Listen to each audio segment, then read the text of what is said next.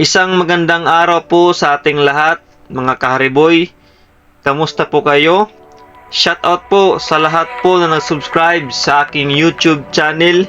Ako po ay humihingi ng paumanhin kung ako po ay hindi nakapag-upload ng mga videos sa nakaraan po ng ilang buwan sapagkat tayo po ay nag-undergo ng Fire Basic Recruit Course Training o yung FBRC. Kung saan ay natapos lang po ngayong November 20.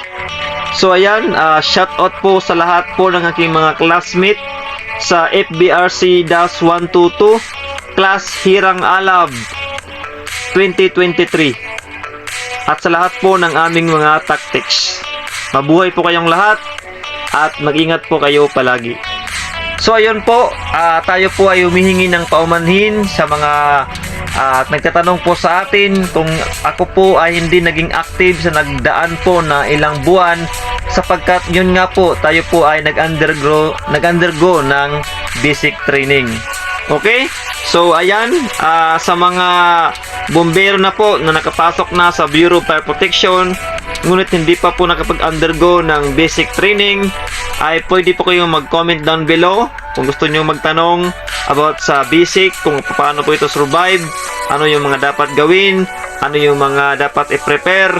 So pwede po kayong magtanong dito at atin po niyang sasagutin through experience. At kahit po sa mga nag-a-apply pa lang dyan o nais mag-apply o mga estudyante pa lang na gustong pumasok sa Bureau of Fire Protection, kung meron po kayong katanungan, just comment down below at atin po yung sasagutin sa abot po ng ating mga kaya through experience lang po, mga kahariboy.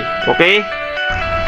So ayan, sa mga nais pong pumasok sa Bureau of Fire Protection, huwag po tayong mawala ng pag-asa. Apply lang po tayo ng apply hanggat hindi po tayo nakakapasok dahil parami po ng parami yung hiring o yung quota.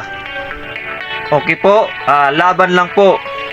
So sana po yung mga videos na ina-upload ko, na ginagawa ko, sana po ito ay nakakatulong sa inyo kahit po sa kaunting paraan. Ako po ay nakakatulong sa inyo, especially po sa mga nais